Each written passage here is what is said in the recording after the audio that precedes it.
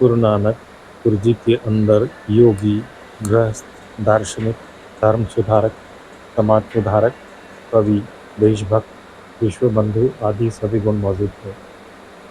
गुरु नानक जी का जन्म आधुनिक पाकिस्तान के पंजाब में स्थित ननकाना साहिब में 15 अप्रैल 1469 को हुआ था। गुरु नानक जी के पिता का नाम कालू जी तथा माता का नाम तृप्ता देवी था। गुरु नानक जी को बाबा नानक और नानक शाह के नाम से भी जाना जाता है। गुरु नानक जी की पत्नी का नाम बीबी सुलक्षणी देवी था। गुरु नानक जी ने नानक पंथ की शुरुआत की थी और गुरु नानक जी के शिष्यों को ही सिख कहा जाता है। गुरु नानक जी लोधी वंश के शासक इब्राहिम लोधी के समकालीन थे। गुरु नानक जी को सिख धर्म का पहला गुरु माना जाता है। गुरु नानक जी की मृत्यु 22 सितंबर 1539 ईस्वी को करतारपुर पंजाब में हुई थी। गुरु नानक जी का समाधि स्थल करतारपुर पंजाब में है। गुरु नानक जी ने अपने शिष्य लहना गुरु अंगद देव जी को अपना उत्तराधिकारी बनाया था। गुरु अंगद देव जी का जन्म फिरोजपुर पंजाब में 10 अप्रैल 1504 को हुआ था।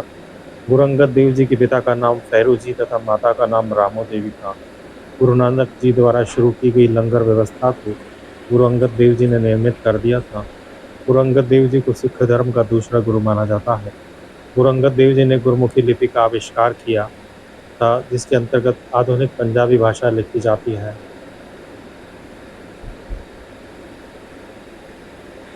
गुरु अमरदास गुरु अमरदास जी ने अपने उपदेशों का प्रचार प्रसार करने के लिए 22 गद्दियों की स्थापना की थी। मुगल बादशाह अकबर स्वयं गुरु अमरदास जी से मिलने गोइंदवाल में गए थे और इसी अवसर पर गुरु अमरदास जी की बेटी बीबी भानी को कुछ गांव तथा 500 बीघा जमीन दी थी। गुरु अमरदास जी ने अपनी गद्दी गोइंदवाल में स्थापित की थी और वहीं एक बावड़ी का निर्माण कराया था। कहा जाता है कि इस बावड़ी का पानी पीने से व्यक्ति रोग मुक्त हो जाता था। गुरु अमरदास जी ने अपने दामाद गुरु रामदास जी को अपना उत्तराधिकारी बनाया था।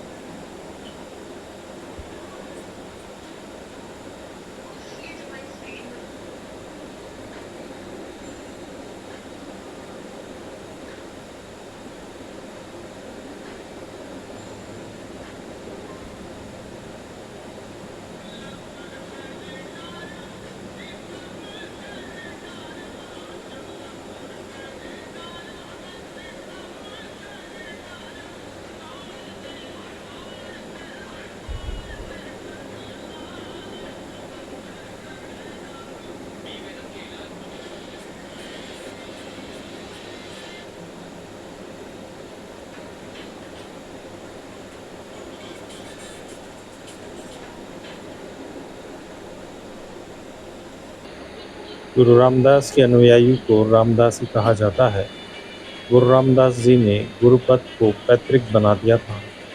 गुरु रामदास जी ने अपने तीसरे पुत्र अर्जुन देव को अपना उत्तराधिकारी बनाया था।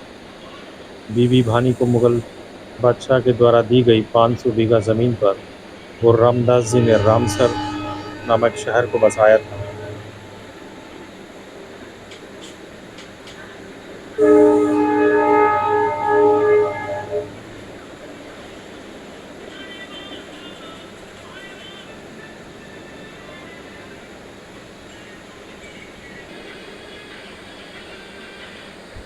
गुरु अर्जुन देव को सच्चा बादशाह भी कहा जाता है।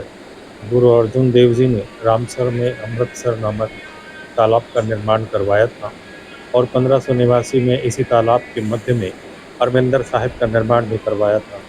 इसकी आधारशिला प्रसिद्ध संत द्वारा रखी गई थी। तरन तारण, करतारपुर और गोविंदपुर नामक नगरों को बसाने का श्रेय गुरु अर्जुन देव जी को दिया जाता है।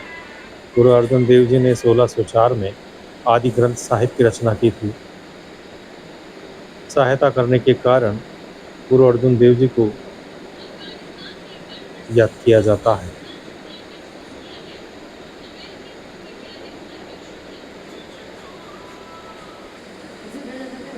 को लड़ाकू जाति के रूप में परिवर्तित किया था। गुरु हरगोविंद सिंह जी ने अमृतसर में अकाल तख्त का निर्माण करवाया और अमृतसर की किलेबंदी का कार्य भी करवाया था। गुरु हरगोविंद जी ने अपने शिष्यों को मांस खाने की आज्ञा प्रदान की थी। गुरु गोविंद जी ने ग्वालियर के किले को 2 वर्ष तक कैद कर लिया था।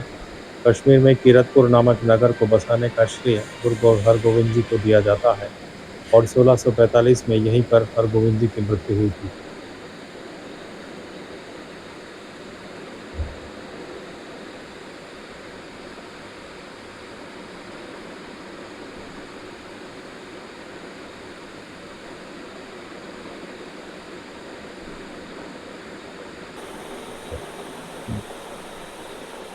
गुरु हरकिशन जी सिखों के 8वें गुरु थे, जिनकी उत्तराधिकारी गुरु तेग बहादुर जी को बनाया।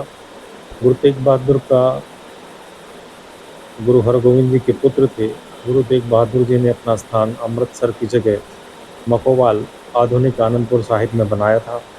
1675 ईस्वी में गुरु तेग बहादुर का गुरु गुरु गोविंद सिंह का इतिहास। सिखों के 10वें और अंतिम गुरु थे। अपना स्थान आनंदपुर साहिब को बनाया। आपका जन्म 22 सितंबर 1666 को पटना बिहार में हुआ। गुरु गोविंद सिंह जी की पत्नियां माता सुंदरी और माता जीतू थी। गुरु गोविंद सिंह जी की 4 पुत्र अजित सिंह, जुझार सिंह, जोरावर सिंह और फतेह सिंह थे। हिमाचल प्रदेश में स्थित पाओटा को बसाने का श्रेय गुरु गोविंद सिंह जी को दिया जाता है। वहीं पर कृष्ण अवतार नामक ग्रंथ की रचना की। गुरु गोविंद सिंह जी आत्मकथा का नाम विचित्र नाटक है। 1699 में खालसा पंथ की स्थापना की थी। सिख अनुयायियों को केश, कंघा, कच्छा, कड़ा, कृपाण धारण करने को कहा था। गुरु गोविंद सिंह ने अपने पुरुष अनुयायियों को अपने नाम के अंत में सिंह और महिला अनुयायियों को अपने नाम के अंत में कौर लगाने को कहा था। गुरु गोविंद सिंह जी के समय खालसा सैनिकों की संख्या